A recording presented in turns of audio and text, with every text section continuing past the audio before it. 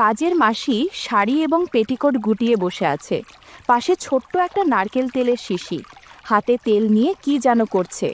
ও চমকে উঠে বলল, এমা, এখানে কেউ মুখ দেয় নাকি? ওটা তো নোংরা জায়গা। সেদিন আমার সাথে যা হলো তা কোনোদিন ভুলবো না। আমার নাম পুলক, একটা কোম্পানিতে ম্যানেজারের দায়িত্বে আছি। বাড়িতে আমি আর আমার ছেলে থাকি, আর একজন থাকে, তবে সে আমার বাড়ির কাজের মাসি বন্দনাদি। তার প্রায় 50 বছর বয়স। তার 2 ছেলে, দুজনেরই বিয়ে হয়ে গেছে। আমি বন্দনাদির চেয়ে বয়সে অনেক ছোট, প্রায় তার ছেলেরই বয়সী, তাই সে আমার নাম ধরে পুলক বলেই ডাকে। ওকে দেখলেই আমার কেমন একটা অনুভূতি হয়। বন্দনাদিকে দেখে মনেই হতো না ওর এত বয়স। মোটামুটি স্বাস্থ্যবান, না মোটা না রোগা। শুধু চুলে একটু পাক ধরা ছাড়া বয়সের কোনো লক্ষণই বন্দনাদির ছিল না। গাছের কতবেল বেশ বড়, এরকম সুস্বাদু কতবেল যে কারো খেতে মনে চায়। বন্দনাদি যখন উবু হয়ে বসে ঘর মুছত, তখন তার দিকে তাকিয়ে থাকতে আমার খুব ভালো লাগতো। বাসন মাজার সময় প্রায়শই বন্দনাদির শাড়ির আঁচলটা অগোছালো হয়ে যেত। কাজের কারণে সেদিকে তার কোনো খেয়াল নেই।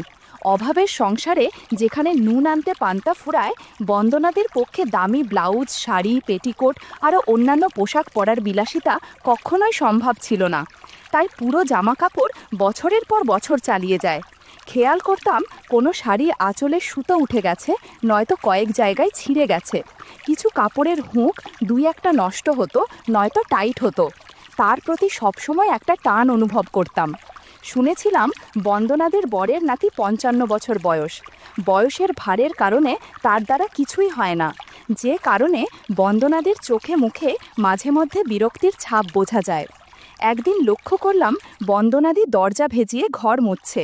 মনে একটু কৌতূহল হলো, তাই আমি দরজার আড়াল থেকে ভিতরের দৃশ্য দেখতে লাগলাম। আমার মাথা ঘুরে গেল। দেখি বন্দনাদি শাড়ি এবং পেটিকোট গুটিয়ে বসে আছে। পাশে ছোট্ট একটা নারকেল তেলের শিশি, হাতে তেল নিয়ে কি যেন করছে। বন্দনাদির কাজকর্ম দেখে বুঝতে পারলাম সে অনেক কিছু থেকে বঞ্চিত। কয়েকদিনের মধ্যে আমি আবার লক্ষ্য করলাম বন্দনাদি ফ্রিজ থেকে কিছু বের করার সময় একটা শশা মাটিতে পড়ে গেছে, যেটা কেউ লক্ষ্য করেনি। বন্দনাদি সেটা তুলে শাড়ির আঁচলে লুকিয়ে রাখল। আমি ভাবলাম ওর খিদে পায়ে থাকতে পারে, তাই কাজের শেষে শশাটা খাবে। কিছুক্ষণ বাদে বন্দনাদি ঘর মুছতে গেল এবং দরজাটা ভেজিয়ে দিল। আমি আবার দরজার ফাঁকা দিয়ে ভিতরে উঁকি মারলাম। ভিতরের দৃশ্য দেখে আমি সত্যি সত্যি চমকে উঠলাম। আমি দেখলাম আজও বন্দনাদি আগের মতো বসে আছে, হাতে সেই শশা ধরে রেখেছে। অদ্ভুত কাজকর্ম দেখে আমার অবস্থা খারাপ হয়ে গেল। মিনিট 10 বাদেই হঠাৎ বন্দনাদি ফ্লোর খামচে ধরে স্থির হয়ে রইল। আমি কোনোভাবে ওইখান থেকে পালিয়ে বাথরুমে চলে গেলাম। কিছুক্ষণ বাদে আমিও ফ্রেশ হয়ে বের হলাম। এই ঘটনার পর থেকে আমার মনের মধ্যে বন্দনাদিকে নিয়ে নানান চিন্তা ঘুরপাক খেতে থাকে। কিছু বুঝে উঠতে পারছিলাম না কিভাবে কি করব। কিন্তু ওর সাথে আমার বয়সের ব্যবধান এতটাই ছিল যে আমি ওকে এই প্রস্তাব দেবার সাহস পাচ্ছিলাম না। একদিন সাহস করে বন্দনাদিকে বললাম, বন্দনাদি, সিনেমা দেখতে যাবে? শুধু তুমি আর আমি সিনেমা দেখব। বন্দনাদি বলল, হ্যাঁ যাব, তুমি নিয়ে যাবে? কাজের চাপে কতদিন সিনেমা দেখিনি, কবে যাবে বলো? আমি বললাম, আগামীকাল আমার বাড়ির লোক থাকবে না, তাই কালই যাব। আমি বাড়ি থেকে বেশ কিছু দূরে একটা সিনেমা হলে চলতে থাকা একটা হিন্দি সিনেমার টিকিট কেটে রাখলাম। পরের দিন বন্দনাদি একটু সেজে গুজেই এলো। আমি সেদিন ওকে আমার বাড়ির কাজ করতে বারণ করলাম এবং ওকে নিয়ে তখনই বেরিয়ে পড়লাম। সিনেমা হলে ফাঁকা জায়গা দেখে দুজনে পাশাপাশি বসলাম। সিনেমা শুরু হলো। তখন হল অন্ধকার হয়ে গেল।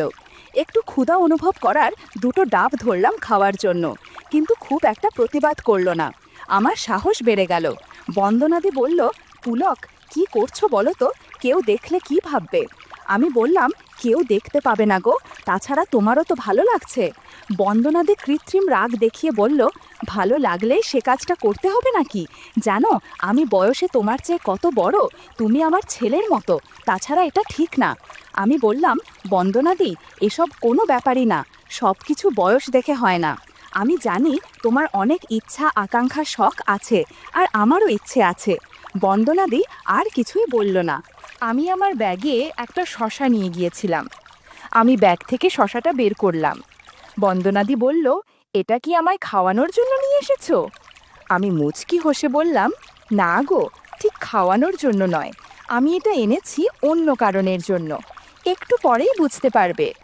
বন্দনাদি বলল, তার মানে তুমি কি বলতে চাইছো? আমি বললাম, একদিন তুমি আমাদের বাড়িতে ঘর মুছতে গিয়ে শশা দিয়ে যে কাজ করেছিলে সেটা আমি লুকিয়ে লুকিয়ে দেখেছিলাম। বন্দনাদি আমার কথা শুনে একটু লজ্জা পেল। কিছুক্ষণ পর মৌনতা ভেঙে বলল, হ্যাঁ, ঠিকই দেখেছ। কি করব, আমার বরের 55 বছর বয়স হয়ে গেছে, এখন আর আগের মতো কোনো কিছুই পারে না। আমার কষ্ট কেউ বোঝে না। আমি বললাম, বন্দনাদি, একটা কথা বলবো, রাগ করবে না তো?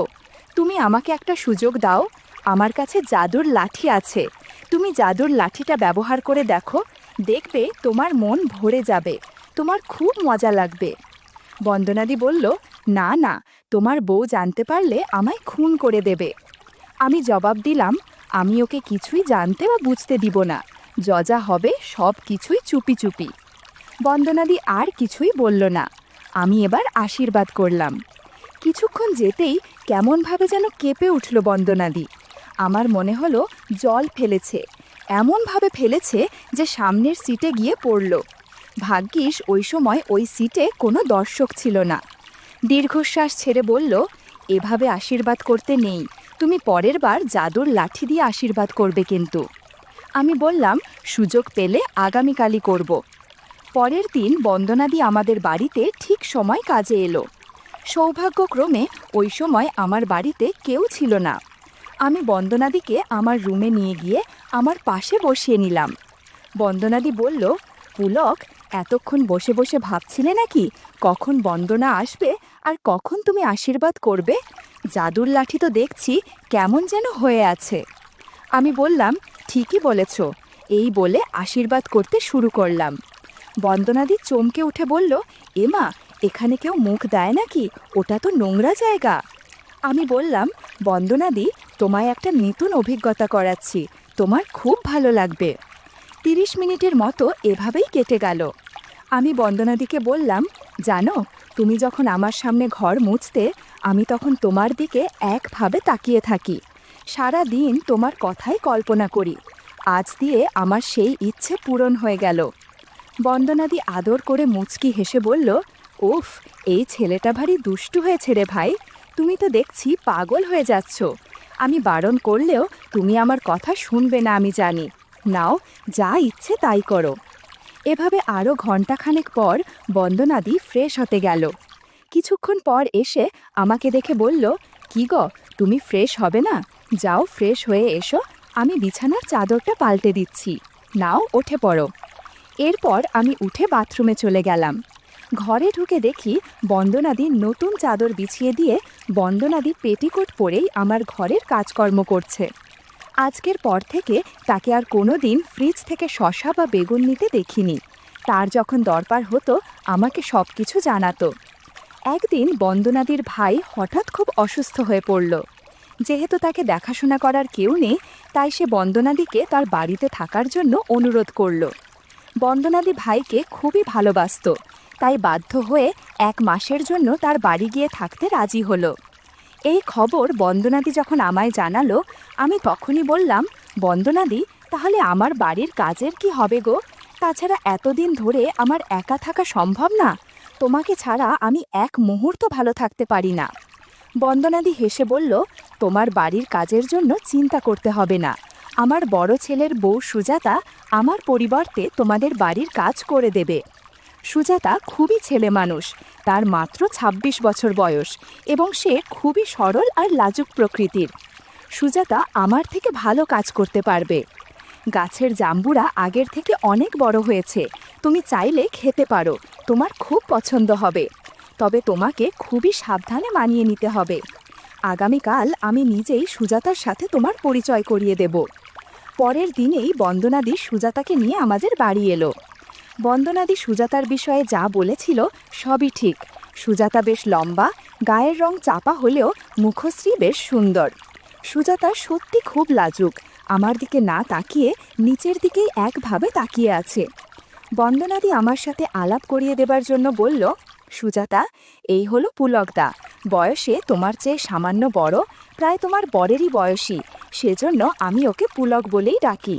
পুলক খুব ভালো লোক, আমায় খুবই ভালোবাসে এবং আমার কোনো প্রয়োজনে সাহায্য করার আপ্রাণ চেষ্টা করে।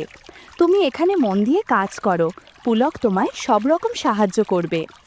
বন্দনাদির কথায় আমার মনে হলো সে যেন অপ্রত্যক্ষভাবে সুজাতাকে আমার কাছে আসার জন্য ইশারা করল। জানি না এই যুবতী বউটাকে কিভাবে রাজি করাবো। বন্দনাদি সুজাতাকে বাড়ির সব কাজ বুঝিয়ে দিতে লাগলো। সুজাতা ঝাড়ু নিয়ে ঘরের সামনের দিকে হেঁটো হয়ে পরিষ্কার করতে আরম্ভ করলো। আমি ওর কাজ করা দেখছি। বন্দনাদি পিছন থেকে আমায় ইশারায় জিজ্ঞেস করলো সুজাতাকে আমার কেমন লাগছে। আমিও চোখের ইশারায় বললাম খুবই সুন্দর এবং সুজাতাকে রাজি করাবার জন্য আমি সব রকম চেষ্টাই করব। পরের দিন বন্দনাদি ভাইয়ের বাড়ি চলে গেল এবং সুজাতা একলাই কাজ করতে এলো।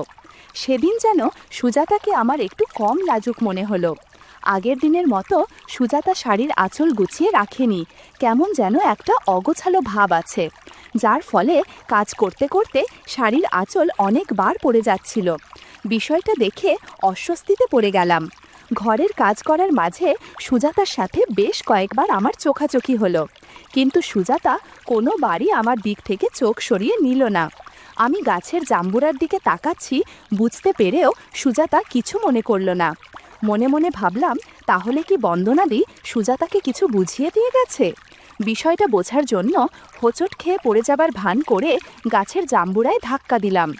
বিষয়টা লক্ষ্য করে সুজাতা লাজুক মুখে বলল, এ কি দাদা, আপনি এই রকম কেন করছেন? আমি তো আপনার প্রায় সমবয়সী, আপনার এরকম করায় আমি খুব লজ্জা পাচ্ছি। তাছাড়া আমার খুব ভয় করছে, আমার শাশুড়িমা জানতে পারলে আমায় মেরেই ফেলবে। প্লিজ এইসব করবেন না। আমি মুচকি হেসে বললাম, সুজাতা, তুমি তো নিজেই বললে আমি তোমার সমবয়সী। ভেবে দেখো, আমি তোমার স্বামীরই বয়সী। স্বামীকে যখন লজ্জা পাও না, তখন আমাকেই বা লজ্জা পাচ্ছ কেন? তাছাড়া বন্দনাদিকে ভয় পাবার তোমার কোনো কারণ নেই। আমি আর বন্দনাদির মধ্যে ভালো বন্ধুত্ব হয়েছে। সুজাতা চমকে উঠল, কি বলছেন আপনি? আপনি তো শাশুড়িমার ছেলের বয়সী। এই বয়সে শাশুড়িমা আপনার সাথে? না না, এটা হতেই পারে না। আমি বললাম, সুজাতা, তুমি বিশ্বাস করো, আমি বন্দনাদির খুব কাছের একজন মানুষ। তার সাথে সিনেমা হলে গিয়েছি, অনেক আনন্দ করেছি, এমনকি তার সম্মতিতেই সব কিছু হয়েছে। সুজাতা চেঁচিয়ে উঠল, একদম বাজে কথা, শাশুড়িমা আপনার সাথে কখনোই সম্ভব নয়। তাছাড়া আমার শ্বশুরমশাই এখনও যথেষ্ট ক্ষমতাবান, তাকে ছেড়ে আপনার সাথে কিভাবে রইল? না, আমি কিছুতেই মানতে পারছি না। সুজাতা কোনোভাবেই মানতে চাচ্ছিল না। তাই আমি কিছু প্রমাণ দিলাম, যেমন কোথায় জন্মদাগ আছে, কোথায় তিল আছে, ছোট ছোট চুল কোঁকড়ানো ইত্যাদি। বন্ধুরা, ইউটিউবের কড়া নিয়মের কারণে আরও কিছু বিষয় সরাসরি বলা যাচ্ছে না। তোমরা কমেন্টে দেওয়া লিঙ্ক থেকে আমার ওয়েবসাইট ভিজিট করো, সেখানে একদম খোলামেলা গল্প দেয়া আছে, যেগুলো ইউটিউবে পাওয়া যায় না। সুজাতাকে সব কিছুর প্রমাণ দেওয়ার পর স্তম্ভিত হয়ে বলল, সত্যি তো, সব ঠিক বলছেন, কিন্তু আপনি এত কিছু কি করে জানলেন? তাহলে সত্যি কি শাশুড়িমা এবং আপনার মাঝে? তা না হলে তো এত বিশদ বিবরণ আপনি দিতেই পারতেন না। সেজন্যই কি বেশ কিছুদিন শাশুড়িমাকে বেশি উৎফুল্ল দেখছি? ইস, আমি তো ভাবতেই পারছি না। আমি সুজাতার হাত ধরে বললাম, দেখো সুজাতা, তুমি খুব ভালো করেই বুঝতে পারছো, আমার এবং বন্দনাদির মাঝে গভীর সম্পর্ক না থাকলে আমি এত কিছু কখনোই বলতে পারতাম না। 50 বছরের মহিলার সাথে বন্ধুত্ব করতে পেরেছি, এখন তোমার মতো আমার সমবয়সী যুবতী মেয়ের সাথে বন্ধুত্ব করলে আমার ভালো লাগবে। সুজাতা খুব লজ্জিত হয়ে শাড়ির আঁচলে মুখ লুকিয়ে বলল, ইস পুলকদা, আপনি খুবই অসভ্য, কি সব কথা বলছেন? আপনি শাশুড়িমার সাথেও কি এইভাবে কথা বলেছেন? আমি হেসে বললাম, আরে এসব কোনো ব্যাপারই না, তোমাকে আস্তে ধীরে সব বুঝিয়ে বলবো। আমার মনে হলো সুজাতার লজ্জা বেশ খানিকটা কমেছে। সুজাতার কাছে দুটো জবা ফুল ছিল, সেখান থেকে একটা হাতে নিয়ে বললাম, বিশ্বাস করো সুজাতা, তুমি অনেক ভালো থাকবে। তাছাড়া তোমার যা মাইনে দেই তার সাথে 1000 টাকা বকশিশ দিব। সুজাতা বলল, কিন্তু পুলকদা, আপনি আমার শাশুড়িমার সাথে যে কাজ করেছেন, তাহলে তো এক হিসাবে আপনি আমার শ্বশুর হলেন। আমি বললাম, ওহ, তাহলে তো আমি তোমার সমবয়সী শ্বশুর, কাজেই তোমার কোনো অসুবিধা নেই। আর হ্যাঁ, এইভাবে আমায় পুলকদা আপনি বলে ডেকো না। আমরা যখন বন্ধু তখন আমাদের মধ্যে কেউ বড় বা কেউ ছোট নয়, দুজনেই সমান। সেজন্য তুমি আমার নাম ধরে তুমি করেই ডাকো। সুজাতা একটু চিন্তিত হয়ে বলল, কিন্তু তোমার বাড়ির লোক জানতে পারলে তো ঝামেলা হয়ে যাবে গো। আমি বললাম, কোনো ঝামেলা হবে না। তুমি যখন কাজে আসছো তখন আমার বউ আমার ছেলেকে স্কুলে দিতে যায়, সেখান থেকে ফিরতে ফিরতে 1 ঘন্টার বেশি সময় লেগে যায়। তাই ওই সময় আমরা গেম খেললে কেউই টের পাবে না। বন্দনাদিকেও আমি এই সময় গেম খেলার জন্য ডাকতাম। আমার কথায় সুজাতা রাজি হয়ে গেল। তাছাড়া 1000 টাকা বকশিসের কথা শুনে কেউ না করতে পারবে না। আমি বললাম, আগে গাছের জাম্বুরা খেয়ে নেই। লক্ষ্য করলাম ও একটু লজ্জা পাচ্ছে। কি হয়েছে জানতে চাওয়ায় সুজাতা বলল, আজ প্রথমবার কারো সাথে বন্ধুত্ব করছি, তাই কেমন যেন লাগছে। আজ এ পর্যন্তই থাক, আগামীকাল থেকে আগানো যাবে। আমি বললাম, না বাবু, আমরা যখন এগিয়েই পড়েছি তখন আজ বা আগামীকালে কি তফাৎ। আমরা যত তাড়াতাড়ি গেম খেলতে পারবো ততই বেশি আনন্দ হবে। আর কথা না বাড়িয়ে আমরা গেম খেলতে শুরু করলাম। ঘরের মধ্যে ঘণ্টাখানেক শুধু আনন্দ হইহুল্লার শব্দ হচ্ছিল। কিছুক্ষণ পর বললাম, এতক্ষণ গেম খেলে তোমার নিশ্চয়ই জল পিপাসা পেয়েছে? সুজাতা বলল, হ্যাঁ হ্যাঁ দাও। ওর কথা শুনে আমি 1 গ্লাস জল দিলাম। সুজাতা তৃপ্তি করে জল খেয়ে নিল। আমি বললাম, দুপুর 10টা বাজতে চলেছে, তোমার বৌদি এক্ষুনি চলে আসবে, তুমি তাড়াতাড়ি ঘর গুছিয়ে নাও। আমি ততক্ষণে ফ্রেশ হয়ে আসি বলে বাথরুমে চলে গেলাম। এদিকে সুজাতা তড়িঘড়ি করে সব গুছিয়ে নিল। আমি একটু পর বাথরুম থেকে বেরিয়ে এলাম। সুজাতা শাড়ি ব্লাউজ পরার পর মুচকি হেসে আমায় জিজ্ঞেস করলো, পুলকদা, এবার তাহলে আমি ঘরের কাজ আরম্ভ করি? বৌদি মনে হয় এক্ষুনি চলে আসবে। ওর সামনে তো পুলকদা আপনি করেই কথা বলতে হবে, তাই অভ্যাস করছি। আর শুনুন, আগামীকাল সকালে আবার গেম খেলবেন কিন্তু, আমার খুব ভালো লাগছে। আমি বললাম, ওমা তাই নাকি? এবার বুঝতে তো বন্দনাদি কেন আমার সাথে বন্ধুত্ব করেছে। শাশুড়ি ও বৌমার একরকম পছন্দ। পরের দিনও আমি আর সুনাজা অনেক আনন্দ করেছি। প্রায় 1.5 মাস বাদে বন্দনাদি আমাদের বাড়ির কাজে যোগ দিয়েছিল। এই 1.5 মাসে কত কি হয়েছে তা বলে বোঝানো যাবে না। এখন যেহেতু বন্দনাদি চলে এসেছে তাই সুজাতাকে বিদায় দিতে হলো। তবে মাঝে মাঝে যখন আমার বউ বাপের বাড়িতে যায়, সেদিন বন্দনাদি আর সুজাতা দুজনকেই আমার বাড়িতে আসতে বলি। বেশ ভালোই দিন কাটতে লাগলো আমার।